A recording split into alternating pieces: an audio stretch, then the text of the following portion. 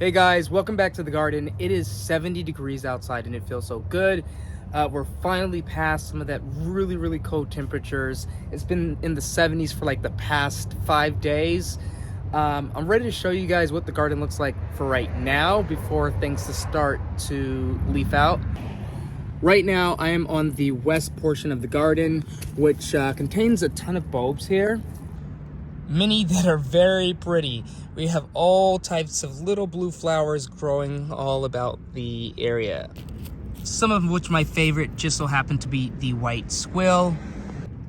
And unfortunately, all of the crocus, or almost all of the crocus, have lost their flowers, as it's about that time for these guys to die back. So currently the garden is not much of a looker as of right now, but you can see I have all sorts of plants emerging, such as the lamb's ear and the lupin in this area. Standing back from the area, here's kind of what it looks like. There's all sorts of hydrangeas as well as ferns in the area that have yet to come into leaf or frond out. We've also got a mix of Virginia in the area. I believe they are the spring fling. I do believe that I did a video on my Virginia, at least my purchase. I'm not sure if I did a video on planting these guys in ground, but here's how they look like after they've been divided and then sat in ground. They're doing pretty gosh darn fine. By the way, I did lay out all sorts of drip irrigation throughout the area, and that's the brown tubing you can see here. It just goes throughout the entire garden, helps to maintain the moisture within the soil. So I want to say, like yesterday, I did a short on this plant right here, which if you can see, it is now caged. And the reason why it's caged is because my dog kind of broke it in half. You know what? I might be just a tad bit over exaggerating, but here's the piece that broke off. Here's what it looks like. It lost a bunch of cover to the side of it, so we had to cage it because it's the second time my dog has broken it. As you can see, there's 2 breaks, 1, 2.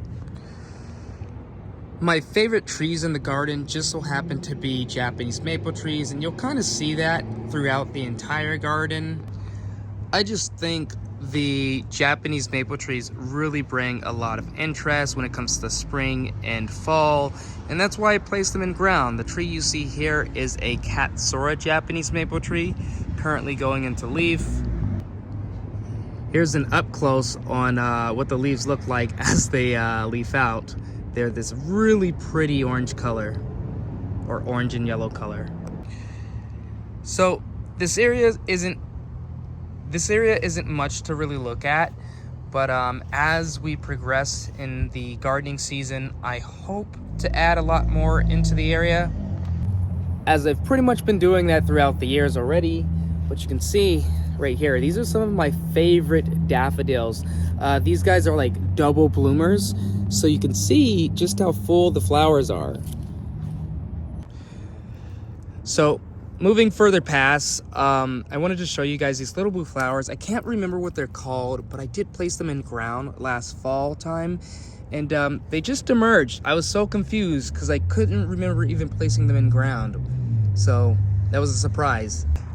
In fact, right now I am standing on top of a slope. As you can see, my shoes, and then the slope.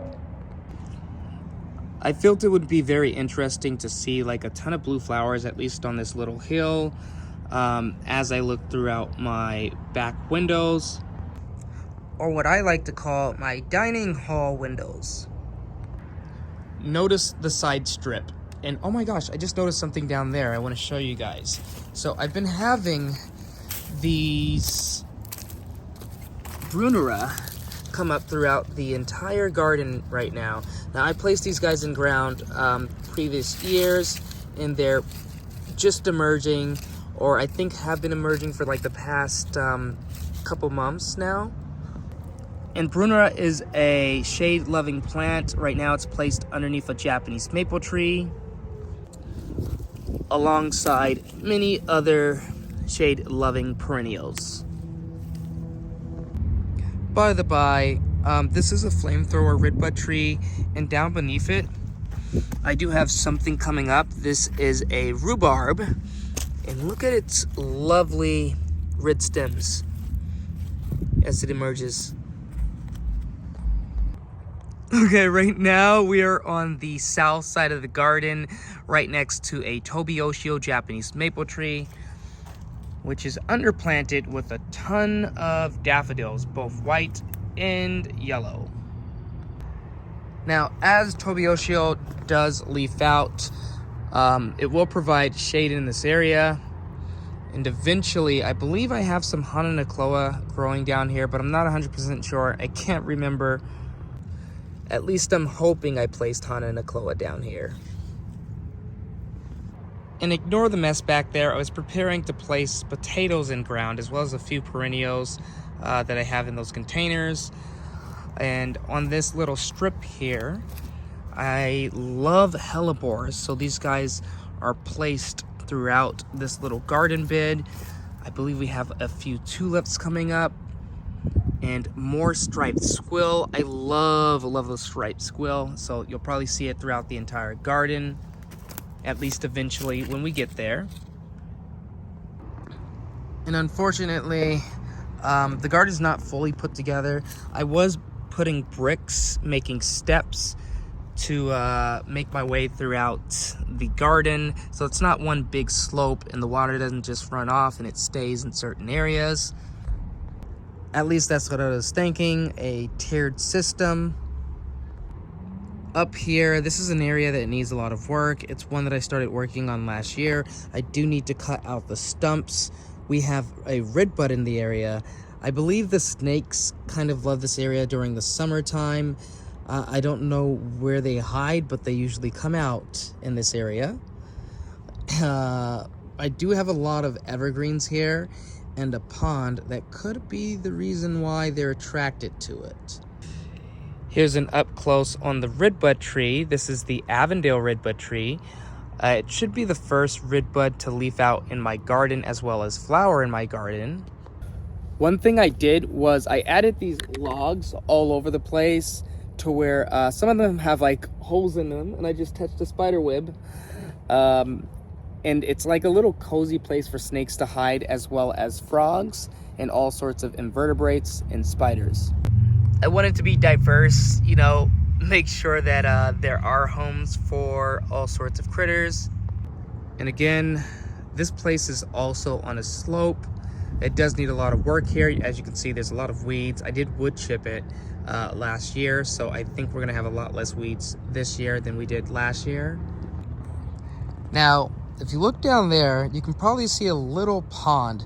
Now, I did this pond, I believe, the year before last, and I put plants in it last year. So you can't see anything right now until it gets warmer or until I get closer. In fact, here's another view from another angle. You probably can see a plant down there now, but I'm gonna show you guys in close up. Unfortunately, the only plant in here right now, at least until things start to warm up, is the water hawthorn. It is currently in flower, and if you see, it's got these white flowers with splotches of black, but I think those are insects, honestly. Now, there are fish in this pond, but they don't normally come up, at least until it gets a little bit warmer. They are being fed air down here, or not fed, but supplied air. And there's a spent lily leaf that I need to cut back before things start emerging once again. My pond is a little bit on the green side because there's nothing covering it, but it will eventually go back to clear as plants emerge. So this is a bit of an overview of the backyard, or the south side of the yard. It again doesn't have a lot going on for it as of right now. Things are just beginning. Oh, this is another one of my favorite flowers when it comes to daffodils. It's got like this peachy pink color to it. Lovely. I guess you could say the whole plan for this backyard garden or south side garden is to make it kind of a woodland-esque vibe. And you can kind of see that throughout a majority of the plants.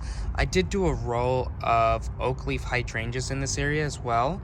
In front of me is a teddy bear magnolia tree.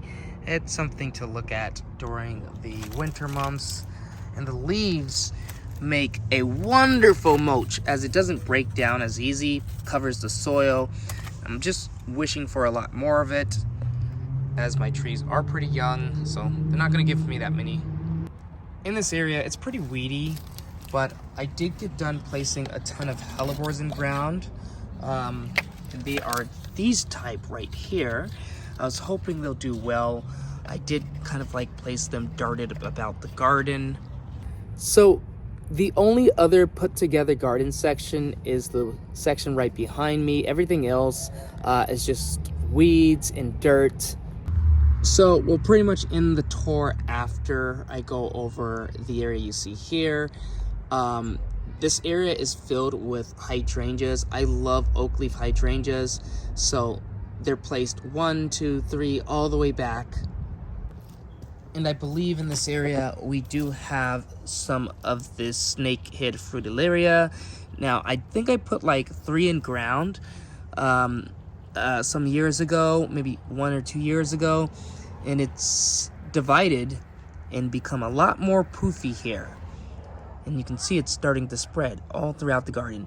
By the way, that feeds underneath the ground and the water gets fed out and away from the home, pretty much via tubing. So I want to come back here. You can see I have some David viburnum, which is located underneath this Japanese maple tree. This is a orange dream Japanese maple tree. We'll come back and visit these trees later on in the season as they leaf out, because they put on, I want to say, 4 seasons of interest. I believe this section has like the most amount of hostas here. I do want to come in and divide some of my favorites, like the curly fries. I believe this is curly fries right in front of me. There's hostas in the back coming up. There's just hostas everywhere in this area. I honestly think it's safe to say this is the hosta garden section. Although we do grow them all over the place, just this has the most. Now, for this area, I'm not sure why the snakes don't really love it, but they don't really come over here all that much. I have seen them over here, and this is probably one of the first areas I've seen them. It kind of spooked me a bit. Now, I'm not sure what doesn't attract the snakes in this area, but I've only seen them maybe once or twice here, and it did spook me. This is probably the first area I've seen them in, and I was very surprised to see one slither out and away from me. But I'm gonna take a step back and pan around so you guys can see the area. At least this planting area here, filled with the Japanese maple trees and all sorts of hostas, which eventually wraps around and leads to the south portion of the garden. But this is going to be all for this video. I will see you guys in the next one. Hopefully you guys enjoyed the little garden tour. I know it wasn't much, but I do have more to show as the season does progress.